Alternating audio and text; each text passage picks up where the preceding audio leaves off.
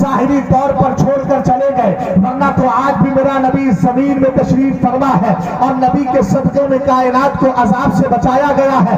رسول کریم علیہ السلام ظاہری طور پر صحابہ کرام کی نظروں سے اوجھل ہو گئے، آپ کو حجرہ عائشہ میں داخل کر دیا گیا ہے۔ اے پیارے ذرا رومال والے ادھر دیکھا، رسول کریم علیہ السلام کی بیوی حضرت عائشہ صدیقہ فرماتی ہے سرکار کو میرے حجرے میں دفن کر دیا گیا، مگر اس کے بعد بھی میں کمرے میں آتی تھی، میری عادت تھی۔ عادت کیا تھی؟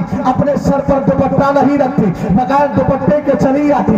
اس کے بعد میرے والد بزرگوار سرکار سیدنا ابو بکر صدیق اکبر کا انتقال ہوا، ان کو بھی میرے کمرے میں دفن کر دیا گیا، پارٹیشن بنا دیا گیا تھا، بیچ میں ایک بیچ حائل کر دی گئی تھی۔ ادھر سرکار کی قبر انور ہے، ادھر حضرت ابو بکر صدیق اکبر کی قبر انور ہے، ادھر عائشہ صدیقہ آ رہی ہے، وقت پڑتا ہے آرام بھی کرتی ہے، ضروریات کا سامان بھی وہاں موجود ہے، مگر عائشہ صدیقہ رضی اللہ تعالی عنہ فرماتی ہے لوگوں میں آتی تھی اپنے سر پہ دوپٹہ اوڑھ کر نہیں آتی، میں چادر لے کر نہیں آتی، خیال کیا کرتی تھی؟ فرماتی ہے وَأَقُولُ میں کہا کرتی تھی انما ہوا زوجی وَأَبِي ارے میں پردہ کروں تو کروں کس سے؟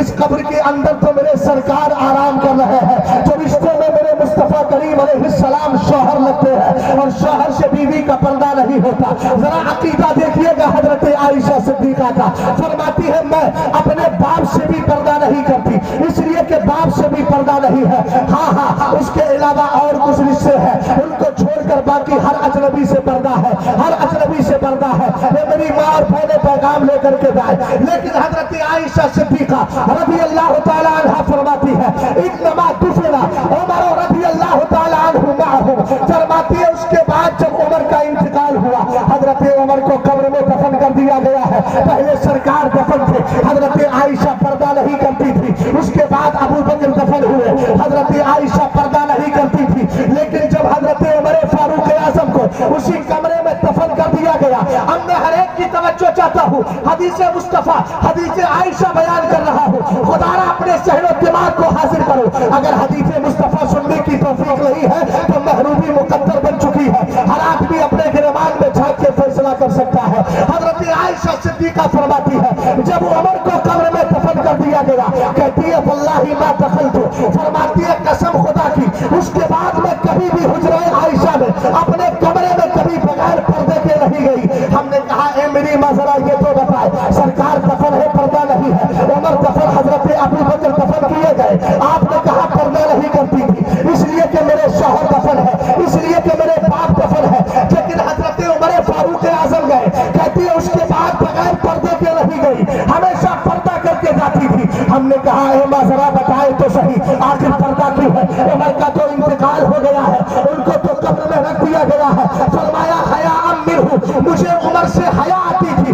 ہم نے کہا یاد رکھو سن لو، حضرت عائشہ نے حیاء منہ کہہ کر یہی عقیدہ تو دیا ہے، اگرچہ دنیا والے لاکھ بکواس کرتے رہے میرا نبی بھی قبر میں زندہ ہے، عمر بھی زندہ ہے، ابو بکر بھی زندہ ہے، اگر مردہ مانتی تو حیا کا کیا مطلب ہے؟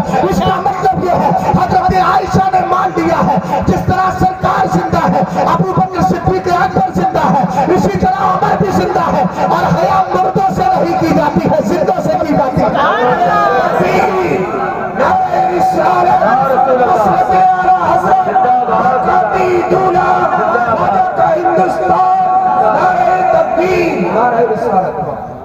اور سنو یہی عشق مصطفیٰ ہے، مدرسے کتنے بھی کھل جائیں ایک حافظ نہیں بے شمار لاکھوں حافظ پیدا ہوتے رہے، اگر یہ عقیدہ نہیں ہے تو جو حدیث کی فضیلت حافظوں کے لیے ہے وہ ان کے لیے نہیں انہی کے لیے ہے جن کی بولی میرے امام کی زبان میں یہ ہو لہٹ میں عشق رخ شہ کا داغ لے کے چلے، اندھیری رات سنی تھی چراغ لے کے چلے۔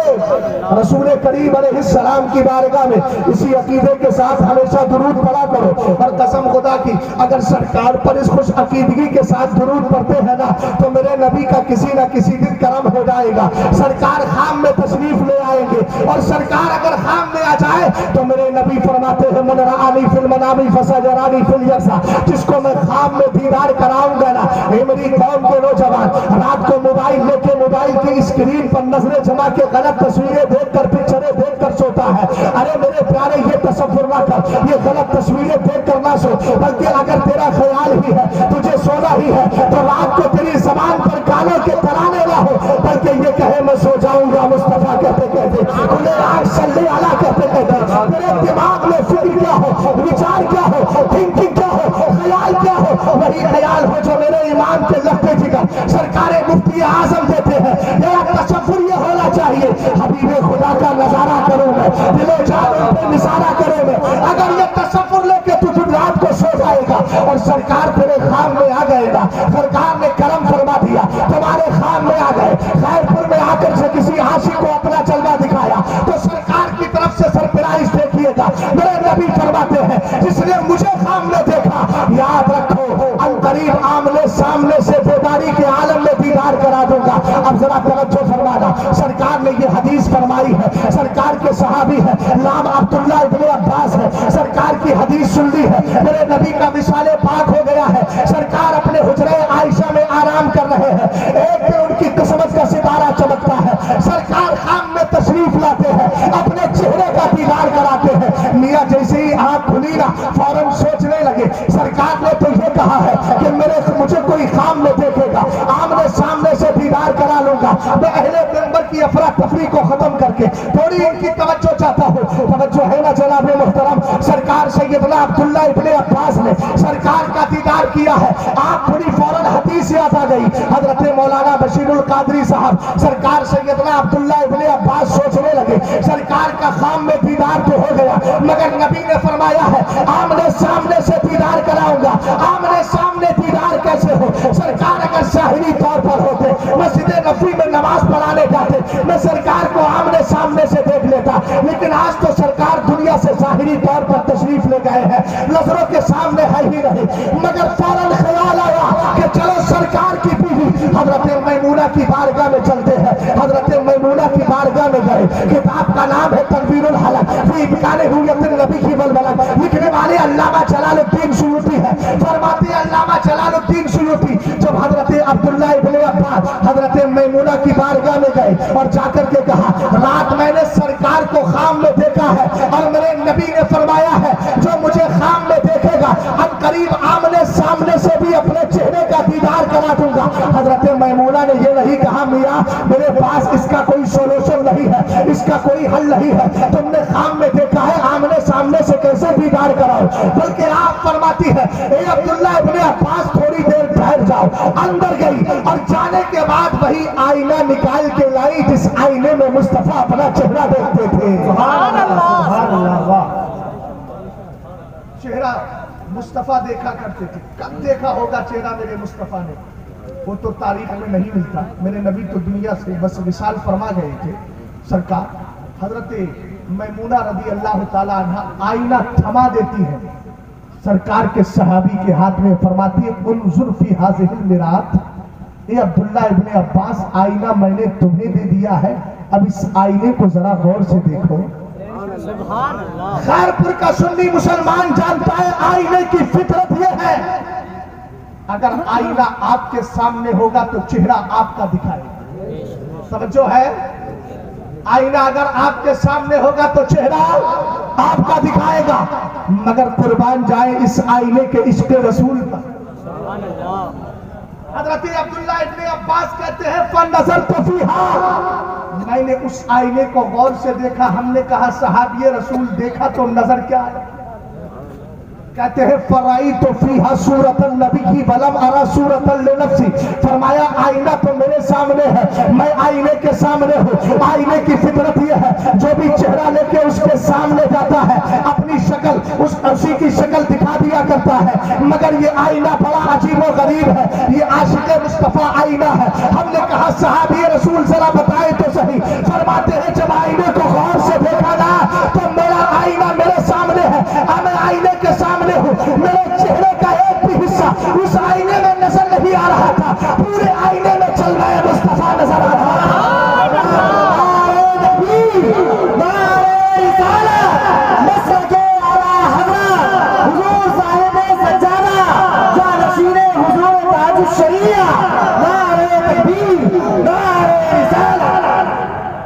اب آپ نے को समझा इस आईने ने क्या सबक दिया?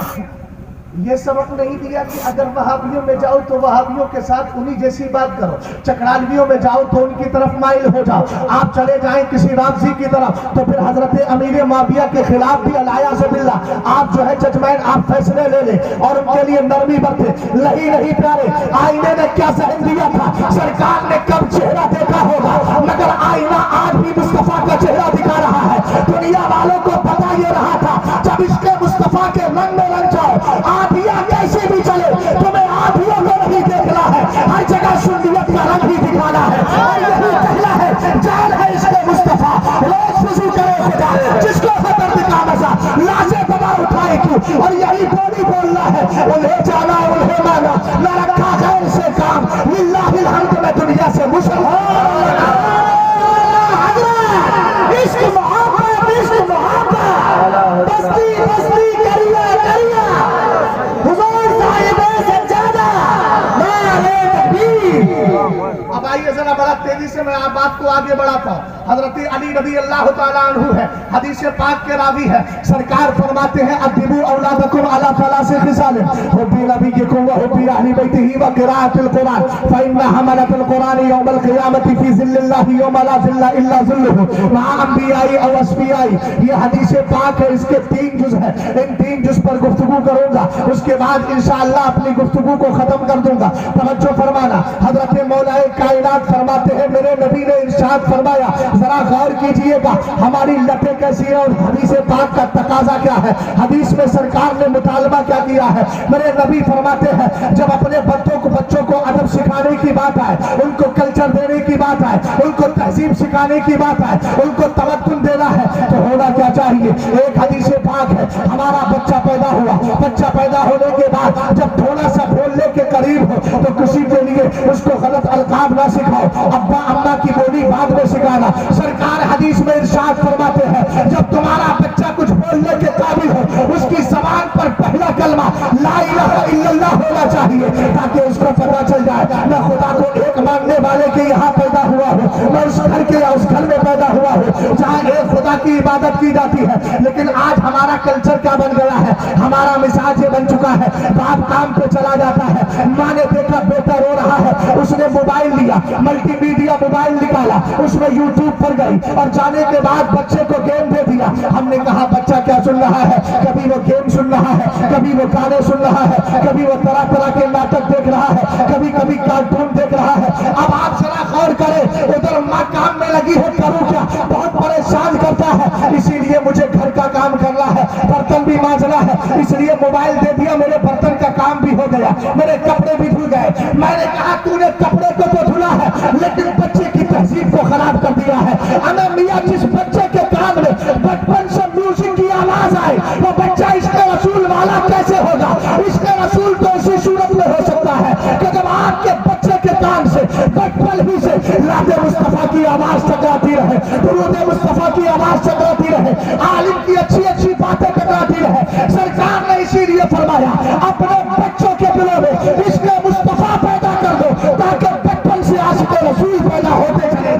सुभान अल्लाह, वाह वाह वाह, सुभान अल्लाह। इस इश्क की झलकी देखना है तो अबू बकर सिद्दीक अकबर की जिंदगी को देखो। हजरत मीर अब्दुल वाहिद बिल गिरामी फरमाते हैं मौलाए कायनात ने कहा मा फाका अबू बकरिन बिकसरति सलातिन वला बिकसरति सियामिन इल्ला बिसब्बिन बुक़िरा फी क़ल्बी। फरमाया लोगों, अबू बकर सिद्दीक अकबर को तुम पर फजीलत नमाजों की कसरत की वजह से नहीं, रोजों की कसरत की वजह से नहीं, मगर कोई ये ना समझे कि शायद अबू बकर के पास नमाजों की कमी थी, रोजों की कमी थी। अल-अयाज़ु बिल्लाह, इस हदीस का ये मतलब नहीं, बल्कि मौलाए कायनात कहते हैं अफजलियत अल्लाह ने उनको अता फरमाई है तो राज कुछ और है।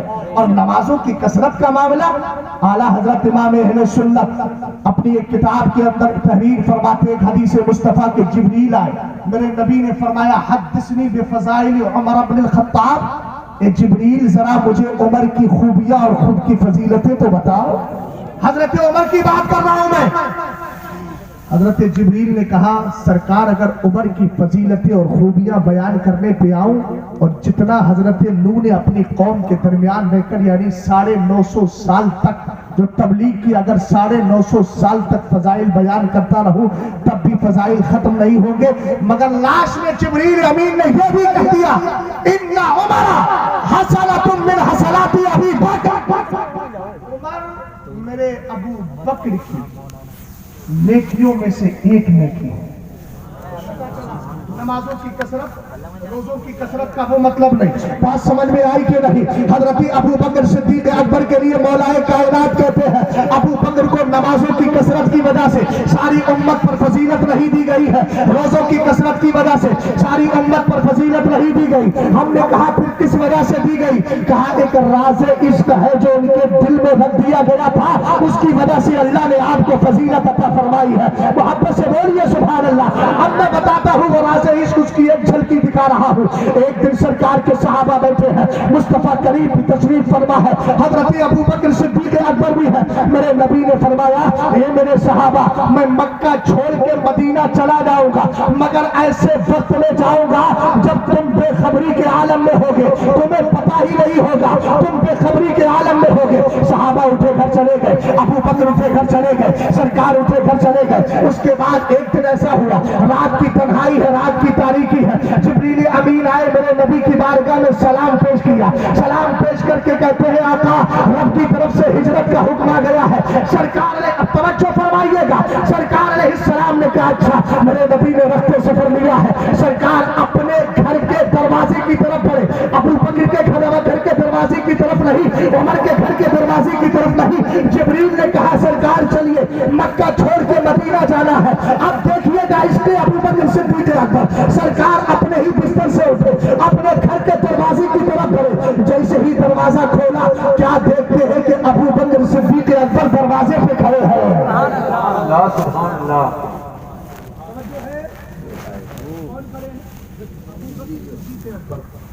दरवाजे पर खड़े। मेरे नबी ने फरमाया, जिब्रील ने तो मुझे बताया, तुम्हें कैसे पता चला?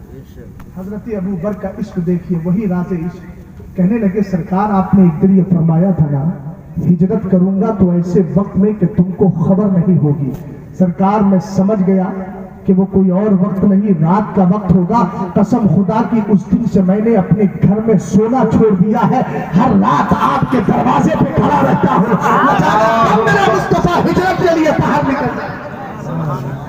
हुब्बे नबीयकुम, अपने नबी का प्यार पैदा करो। दूसरी बात क्या है? अपने बच्चों के दिलों में, अल्हम्दुलिल्लाह हम सुन्नी से उल अकीदा है, इमाम हुसैन का नाम का खिचड़ा बनाते हैं, इससे भी बच्चों को सहन मिलता है, मगर उसका जो दूसरा अपोजिट साइड है, आला हजरत के फतवे पे अमल करते हैं तो उस पर अमल करते जाइए, वही हक है। आप खिचड़ा बनाते हैं, फातिहा दिलाते हैं, ये भी बच्चों के सहन में इसके आले बैत को पैदा करना है। सैयद कायनात का नाम लेते हैं, कनीज़े फातिमा अपनी बच्चियों को बनाने की कोशिश करते हैं, करते रहिएगा, ये इसके अहले बैत है। सरकार ने फरमाया, मेरे घर वालों का इश्क भी पैदा करो। क्यों? इसलिए कि मेरे नबी जानते थे, राई तो लैलता उसरिया भी अला बाबिल जन्नती मकतूबन ला इलाहा इल्लल्लाह अल मुहम्मद रसूलुल्लाह अली हिब्बुल्लाह अल हसन वल हुसैन सिफतुल्लाह व फातिमा तो खियारतुल्लाह व अला बाक़िहिम लानतुल्लाह। हे मेरे प्यारे, सरकार ने ये क्यों कहा कि अपने नबी का इश्क भी पैदा करो और नबी के घर वालों का भी प्यार पैदा करो? इसलिए कि सरकार जब मेराज में गए थे ना, तो मेरे नबी ने जन्नत के दरवाजे पर अपना नाम देखा था, अली का नाम देखा था, फातिमा का नाम देखा था, हसन का नाम देखा था, हुसैन का नाम देखा था। तले मुस्तफा है, तले अली है, तले फातिमा है, तले हसन है, तले हुसैन है, सबको मिलाया तो पंजतल पाक हो गए। सरकार ने इसीलिए हुक्म दे दिया, क्योंकि जन्नत के दरवाजे पर पंजतल पाक का नाम लिखा है, और जिसके दरवाजे पर जिसका नाम होता है, अंदर जाने के लिए इजाजत भी उसकी चाहिए। इसलिए सरकार ने कहा, अहले बैत की मोहब्बत पैदा करो, ताकि क़यामत के दिन जब तुम्हें जन्नत की ख्वाहिश हो, वही अहले बैत तुम्हें इजाजत दे के रब की जन्नत में दाखिला अता करे। इमाम कहते हैं, क्या बात रज़ा उस चमरिस्तान करम की, ज़हरा है गली जिसमें हुसैन और हसन।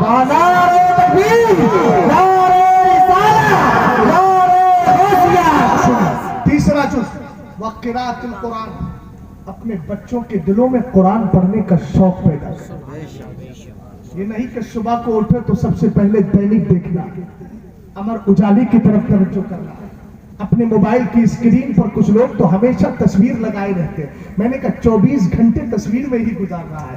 अरे ये तस्वीर में गुजारना है तो तस्वीरें मदीना क्यों नहीं रख लेता दिल में, और उसी को बसा कर के रख और उसी हालत में जिया कर, अल्हम्दुलिल्लाह जिंदगी कामयाब होगी। सरकार ने फरमाया वक़िराअतुल कुरान, कुरान पढ़ने का शौक पैदा करो, इसलिए कि कुरान की बरकतें अल्हम्दुलिल्लाह। जब हजरत ख्वाजा मुइनुद्दीन चिश्ती हिंदुस्तान आए थे ना, हजरत दाता की बारगाह में हर दिन नमाज फज्र के बाद कुरान पढ़ा करते थे।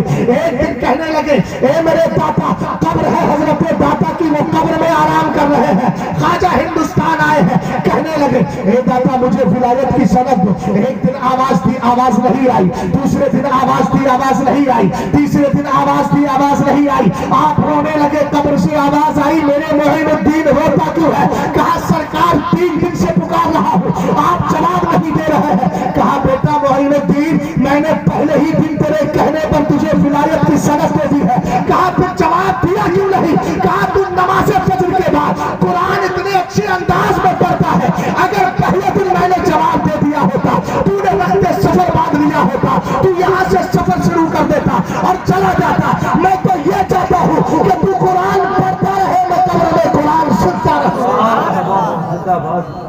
ये है शौक। हमने कहा ख्वाजा का भी अकीदा यही था कि नबी तो जिंदा है, नबी के दीवाने भी जिंदा है। और आसान कर दूं, मेरे इमाम फतावे रज़विया की 11वीं जिल्द में एक हदीस तहरीर फरमाते हैं, ये भी जिंदा है, वो भी जिंदा है, इसके रसूल रखने वाले जितने सुन्नी कब्र में जाते हैं सब जिंदा रहते हैं। और ऐसे जिंदा रहते हैं भैया कि उनके लिए जरा गौर कीजिएगा, हमारे इलाके में होता ये है कि अगर किसी मियाँ के पास गए, उसने कह दिया तुम्हारे ऊपर चुड़ैल है, तो फिर ऐसी सूरत में हमारी माँ बहनें पंडितों का रुख करती है ना। कोई कहता है कि वो फला राम भरोसे मर गया था ना, 4 दिन पहले वो आ गया है, जिसमें मैंने कहा ये अकीदा इस्लाम के खिलाफ है। बाहर शरीयत में सदरुल शरिया फरमाते हैं काफिर जब मरता है उसकी रूह को जकड़ लिया जाता है। मियाँ किसी के जिस्म में आना तो दूर की बात, वो हिल नहीं सकती, रूह आएगी कैसे? मगर सुन्नी जब मरता है तो सरकार फरमाते हैं इज़ा मातल मोमिन युखल्ला सरबहु यसरहु हैसु यशा, ईमान वाला जब मरता है रास्ता खाली कर दिया जाता है, उसको जकड़ा नहीं जाता। यसरहु हैसु यशा, जहां की चाहता है वहां की सैर कर दिया करता है। अगर ये सैर बताऊंगा कैसे मिलेगी, इतनी आसानी से नहीं मिलेगी। रसूल करीम अलैहिस्सलातु वस्सलाम के दीवानों तवज्जो फरमा, हजरत अली ने का सरकार फरमाते हैं कुरान का शौक पैदा करो।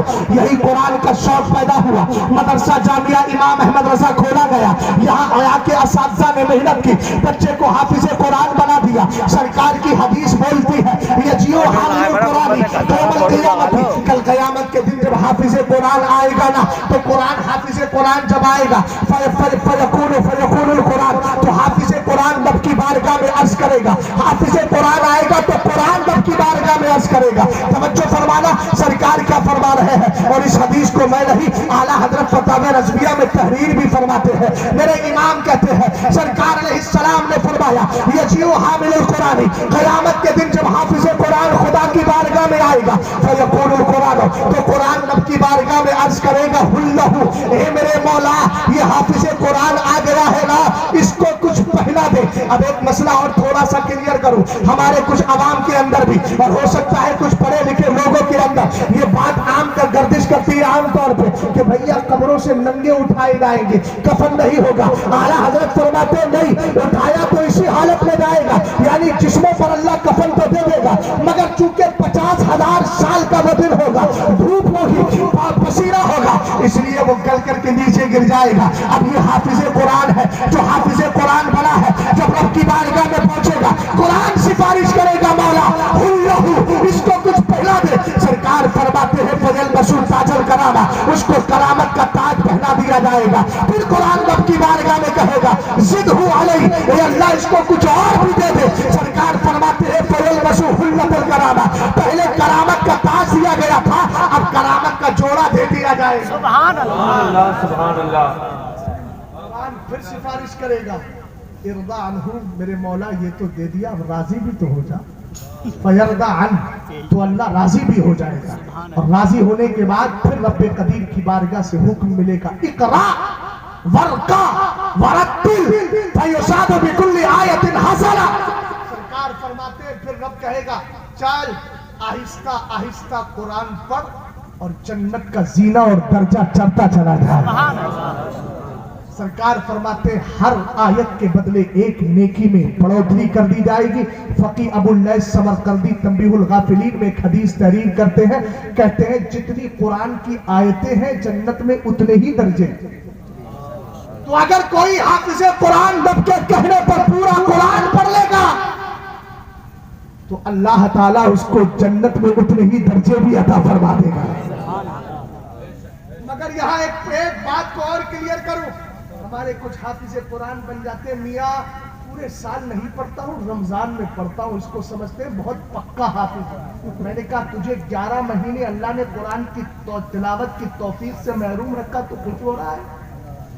تجھے تو رب کی بارگاہ میں ہاتھ جوڑ کر معافی مانگنا چاہیے, مولا مجھ سے, میں گناہگار ہوں لیکن اپنے قرآن کی تلاوت کا ذوق شوق مجھے عطا فرما دے. یاد رکھنا سرکار نے یہ بھی فرمایا ہے من قرأ القرآن وحفظہ من حفظ القرآن ونسیہ جاء یوم القیامت اجما. فرمایا کوئی قرآن پڑھ کے اس کو یاد کرے پھر بھول جائے تو بھولنے میں تم بھی سمجھنا, خالی حافظوں کے لیے یہ عذاب مت سمجھ لینا. قرآن بھولنے والے دو طرح کے ہوتے ہیں. ایک وہ ہے جس نے امام صاحب کے پاس ناظرہ پڑھا, ناظرہ اتنا اپنے کام میں لگ گیا کہ اب قرآن دیکھ کے بھی نہیں پڑھ پا رہا. علامہ شامی نے تو عام طور سے اس حدیث کا مطلب اسی کے لیے فٹ کیا, لیکن اور بزرگوں نے فرمایا دونوں کے لیے ہے. یہ الگ بات ہے کہ اگر کوئی حافظ قرآن پڑھ کے بھول جاتا ہے لیکن قرآن کو دیکھ کر پڑھنا جانتا ہے تو اس کے لیے مسئلہ تھوڑا ہلکا رہے گا. لیکن وہ شخص جو قرآن دیکھ کر بھی نہیں پڑھ سکتا, مسجد کے امام کے پاس ناظرہ پڑھا تھا, الحمد سیکھی تھی, قرآن پاک پڑھنا سیکھ گیا تھا, لیکن اتنا اس قدر قرآن کی تلاوت سے بے رغبت ہو گیا کہ میاں اب دیکھ کے بھی اس کو حروف سمجھ میں نہیں آ رہے ہیں. تو یاد رکھنا سرکار فرماتے ہیں ایسا شخص قیامت کے دن آئے گا تو کوری بنا کر کے لایا جائے گا. خدا را کوری بننے کی کیفیتیں پیدا نہ کرو, اپنے دلوں کے اندر قرآن کو محفوظ کرو. حافظ قرآن ہو تو حافظ قرآن کو پاکیزہ طور پر پوری طریقے سے پختہ کر لو. اور سنو حافظ قرآن کے لیے ایک حدیث یہ بھی آتی ہے, حضرت علی فرماتے ہیں اذا مات حامل القرآن او اللہ تبارک و تعالی الى الارض اللہ تاکلی لحمہ فتقول ای ربی کیف آکل لحمہ وکلامک فی جوفی. سرکار فرماتے ہیں جب حافظ قرآن مرتا ہے, متقی پرہیزگار ہے, سنی سے العقیدہ ہے, خوش عقیدہ ہے, اگر یہ مرتا ہے ادھر قبر میں رکھا جاتا ہے, ادھر اللہ زمین سے کہتا ہے خبردار اس کے جسم کو کھانا نہیں. زمین کہتی ہے مولا میں اس کو کیسے کھا سکوں گی, اس کو کیسے کھاؤں گی, اس کے جسم کو کیسے تباہ کروں گی جس کے سینے میں تیرا قرآن محفوظ ہے. حافظ قرآن سے کچھ درجے آگے بڑھا تو بن گیا عالم دین. مولانا غلام نبی صاحب آمدم برسر مطلب بن گیا عالم دین. عالم کے وقار کو سمجھنے کے لیے قرآن پاک کی یہی آیت کافی ہے, ثم اورثنا الکتاب الذین اصطفینا من عبادنا فمنہم ظالم لنفسہ ومنہم مقتصد ومنہم سابق بالخیرات باذن اللہ. گھبرائیے گا مت, میں نے آیت پڑھی ہے سمجھا کے جاؤں گا. بڑی آسانی سے اگر ہمارے مسجد کا عالم کوئی گناہ کر دیتا ہے تو ہماری قوم کہتی ان مولویوں سے تو ہم اچھے ہیں. ہم نے کہا تو زندگی کے کسی حصے میں اچھا ہو ہی نہیں سکتا. اگر اسی کیٹیگری میں آ جائے, اسی جماعت میں آ جائے تو پھر تیرے لیے سبحان اللہ. قرآن کہتا ہے ہم نے کتاب کا علم دیا. جناب محترم توجہ, قرآن کہتا ہے ہم نے کتاب کا علم دیا اپنے ان بندوں کو جن کو ہم نے چن لیا. اس کا مطلب علم ہر ایک کو نہیں ملتا ہے, اس کو علم نافع کہتے ہیں, فائدہ مند علم, جس علم کو سیکھنے کے بعد انسان سنی بنتا ہو. میں اس علم کی بات کرتا ہوں. اس علم کو اللہ تعالیٰ ہر ایک کو نہیں دیتا. وہ علم اللہ فرماتا انہی کو دیتے جن کو ہم پسند کیا کرتے ہیں. بات سمجھ میں آ گئی, پسند کیا کرتے ہیں. حافظ قرآن سنی سے العقیدہ عالم دین بنا, قرآن کو سمجھ سمجھ کے پڑھ رہا ہے. مفتی شرع متین بنا, قرآن کو سمجھ سمجھ کے پڑھ رہا ہے. فقہ کی کتابوں کو, مسائل کی کتابوں کو پڑھ رہا ہے. اللہ نے اس کو علم دیا کہ نہیں, اگر علم دینے سے پہلے اللہ نے اس کو چن لیا ہے. اب قرآن کہتا ہے جن کو اللہ نے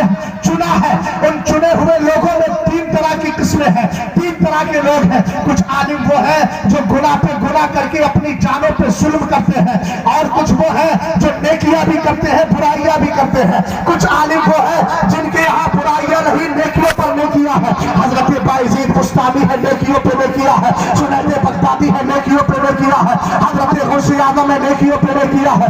اعلیٰ حضرت ہے، نیکیوں پہ نیکیاں ہے۔ سرکار مفتی اعظم ہے، نیکیوں پہ نیکیاں ہے۔ سرکار تاج شریعت ہے جس نے زندگی دیکھی ہے، الحمدللہ نیکیوں میں زندگی گزرا کرتے تھی۔ میں ایک جملہ بول رہا ہوں، 7 سے 8 سال میں نے قریب سے اپنے مرشد کو دیکھا، مگر کبھی ایسا نہیں ہوا کہ میں نے تنہائیوں کے اندر یعنی پرسنل مجلسوں میں اپنے پیر کو کسی کی غیبت کرتے ہوئے سنا ہو، کسی کی چغلی کرتے ہوئے سنا ہو۔ ہاں یہ میں نے دیکھا ہے، اگر کوئی سنیت کے خلاف ٹھوکا ہے تاج الشریعہ کو جلال آ گیا ہے، اگر مسئلے کی خلاف ورزی کی ہے تاج الشریعہ کو جلال آ گیا ہے۔ قرآن کہتا ہے عالم 3 طرح کے ہیں، ایک وہ ہے جو گناہ پہ گناہ کر کے اپنی جانوں پہ ظلم کرتے ہیں، کچھ ہے میڈیم گلاس، اگر ادھر گناہ ہے تو گناہ ہے وائرس اور نیکی ہے اینٹی وائرس، اگر وائرس آیا تو نیکیوں کا اینٹی وائرس دے کر گناہوں کو معاف کروا لیا۔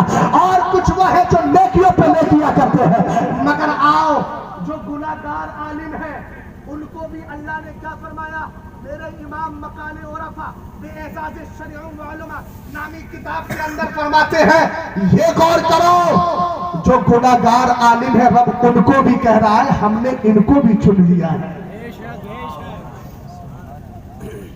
مگر اس کا مطلب یہ نہیں کہ ہم علماء آج سے گناہ پہ گناہ کریں، اس لیے کہ قرآن نے ہمیں فیصلہ دے دیا۔ نہیں، جب عالم بنتا ہے تو ذمہ داریاں بھی بہت ہوتی ہیں۔ سرکار نے اس آیت کی خود تفسیر کرتے ہوئے فرمایا، یہ تفسیر الآیہ بالحدیث ہے، سابقون سابقون ومقتصدون ناجن وظالمون مغفور لہ۔ میرے سرکار فرماتے علماء میں جو نیکیوں پہ نیکیاں کرتے ہیں وہ تو آگے ہے ہی، جو نیکی اور برائی بھی کرتے ہیں، جو میڈیم ہے درمیانی رخ اختیار کرنے والے وہ بھی نجات پانے والے، اور ہمارے وہ علماء میری امت کے وہ علماء جو خوش عقیدہ ہے مگر گناہ کر کے جانوں پہ ظلم کرتے ہیں، مغفور لہ، رب کی بارگاہ سے ان کو بھی پروانے بخشش۔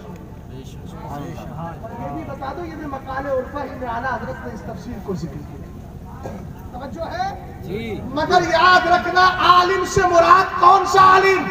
وہ نہیں وہابی کا جنازہ آیا تو پڑھا دیا، وہابی کا نکاح آیا تو پڑھا دیا، چکرا کسی بھی بدعقیدہ کا رافضی کا آیا، نیم رافضی کا آیا، امیر معاویہ کے باغی کا آیا، جنازہ پڑھا دیا۔ ہم نے کہا لعنت ہے ایسے ایسے ایسے ایسے عمل پر، ایسے عمل پر لعنت ہے۔ ہم نے کہا یاد رکھنا پیارے، اگر اللہ نے عالم کا وقار قرآن میں بیان کیا ہے، اور اگر عمر فاروق اعظم نے یہ کہا ہے لا تفارقوا مجالس العلماء فإن اللہ تعالی لم یخلق تربة على وجه الارض اکرم من مجالس العلماء۔ حضرت عمر کہتے عالموں کی محفلیں چھوڑ کر مت جایا کرو، اس لیے کہ اللہ نے روئے زمین پر عالموں کی محفلوں سے بہتر کوئی حصہ پیدا ہی نہیں کیا ہے۔ تو یہ ایسی عالموں کے لیے نہیں جو سنت کلیت کا پیغام دیتے ہو، ہمارے چندے بند ہو جائے، ہماری مسجدوں سے نکال دیا جائے، ہمارا ٹرسٹی ناراض ہو جائے، ہمارا سیکریٹری ناراض ہو جائے۔ ہم نے کہا پیارے وہ گونگا شیطان بھی ہے، سرکار نے اگر عالموں کا وقار دیا ہے تو سرکار کی یہ بھی حدیث تو مشکات میں ہے، شر الخیر شرار العلماء خیر الخلق خیار العلماء۔ سرکار فرماتے ہیں اگر مخلوق میں سب سے بہتر عالم ہے تو یہ بھی یاد رہے سب سے بدتر بھی عالم ہے۔ دونوں پہلو سامنے رکھنا ضروری ہے۔ اعلیٰ حضرت رضی اللہ تعالیٰ عنہ کے پیغام کو آج سورہ کلیت بڑی تیزی سے عام ہو رہی ہے، بھیا کسی کے خلاف مت بولو، رد کرو گے تو یہ ہو جائے گا۔ میں نے کہا پھر اعلیٰ حضرت کی ملفوظ شریف میں جو ذکر کردہ حدیث ہے ذرا اس کو سماعت کریں۔ اعلیٰ حضرت نے خطیب بغدادی کے حوالے سے حدیث تحریر کی ہے، حدیث ارشاد فرمائی ہے جس کو سرکار مفتی اعظم نے لکھا ہے، جمع کیا ہے۔ سرکار فرماتے ہیں یہ اہل علم کی خاص طور سے توجہ چاہتا ہوں اس لیے کہ یہ ذمہ داری مجھ سے اور آپ سے متعلق ہے۔ سرکار فرماتے ہیں اذا سہرت الفتن ابی البدع وصف اصحابی فلیسر العالم علما فمن لم يفعل ذلك فعليه لعنة الله والملائكة والناس اجمعین ولا يقبل الله منه صرفا ولا عدلا۔ سرکار فرماتے ہیں اگر فتنے پیدا ہو، بدعتیں جنم لے، میرے صحابہ کو گالیاں دی جائے، عالم پر فرض ہے اپنے علم کا اظہار کرے۔ یہ کہاں کی مصلحت ہے بھائی؟ کوئی بات آئی تو ہم خاموش رہیں؟ ابھی ہم اگر علماء ہی خاموش رہیں گے تو پھر دین کی حق کی بات بولے گا کون؟ بات کڑوی ہے، مگر جب تک کڑوا جام نہ دیا جائے شوگر کی بیماری بھی جلدی ختم نہیں۔ یہی اعلیٰ حضرت کا پیغام ہے، کوئی کیسا بھی کرتا رہے مگر اعلیٰ حضرت کا مسلک یہی سکھاتا ہے۔ 250 کتابیں میرے امام نے، تقریباً 250 کتابیں رد بد مذہبہ پہ لکھی، اور امام نے یہ بھی فرمایا بد مذہبوں کا رد کرنا فرض اعظم۔ اب اگر کوئی مصلحتیں نکالتا ہے تو دیکھ لے، سرکار تاج الشریعہ کی حیات میں جب جنگل من کا مسئلہ آیا تھا، کسی نے کہا کہ پھر تو معاملہ گڑبڑ ہو سکتا ہے، ہماری مراعات کا سلسلہ منقطع نہ ہو جائے۔ تاج الشریعہ نے فرمایا ایسے مدرسوں کا بند ہونا ہی بہتر ہے جہاں سے دین کی حفاظت نہ ہوتی ہو۔ ہم نے کہا حفاظت دین کے لیے مدرسے کھولے ہیں، چندہ ہمیں قوم ہمارے پیٹ کے لیے نہیں دیتی ہے، ہمارے حفاظت کے لیے نہیں دیتی ہے، اس لیے دیتی ہے کہ مدرسوں میں عالم بناؤ تاکہ دین کے سپاہی پیدا ہو، مسلک اعلیٰ حضرت کی حفاظت کرے۔ آج صاحب سجادہ تشریف فرما ہے، حضرت کی موجودگی میں یہ عرض کر رہا ہوں، صاحب سجادہ ہندوستان کا سفر کرتے ہیں، الحمدللہ مصر کی سرزمین پر زیور علم سے آراستہ ہو کر کے آئے ہیں۔ یہ ان کے جد قریب ہی کا ہے جو میں پہنچا رہا ہوں، اور جد قریب کو آقاؤں سے ملا ہے، ان آقاؤں سے ملا ہے جن کے لیے اعلیٰ حضرت کہتے ہیں کیسے آقاؤں کا بندہ ہوں رضا، بھولے والے میری سرکاروں کے اعلیٰ حضرت رضی اللہ تعالیٰ عنہ کا ذرا پیغام دیکھیے گا۔ سرکار فرماتے ہیں اگر فتنے پیدا ہو بدعتیں جنم لے، عالم پر فرض ہے گونگا شیطان نہ بڑھے، اپنے علم کا اظہار کرے، میاں سکریٹری ناراض ہو تو ہو جائے، اس لیے کہ جب تم ماں کے پیٹ سے پیدا ہوا تھا فرشتے نے تیری تقدیر میں یہ تھوڑی لکھا تھا کہ مان لو خیر پر یا کسی پدایو یا بریلی یا فلک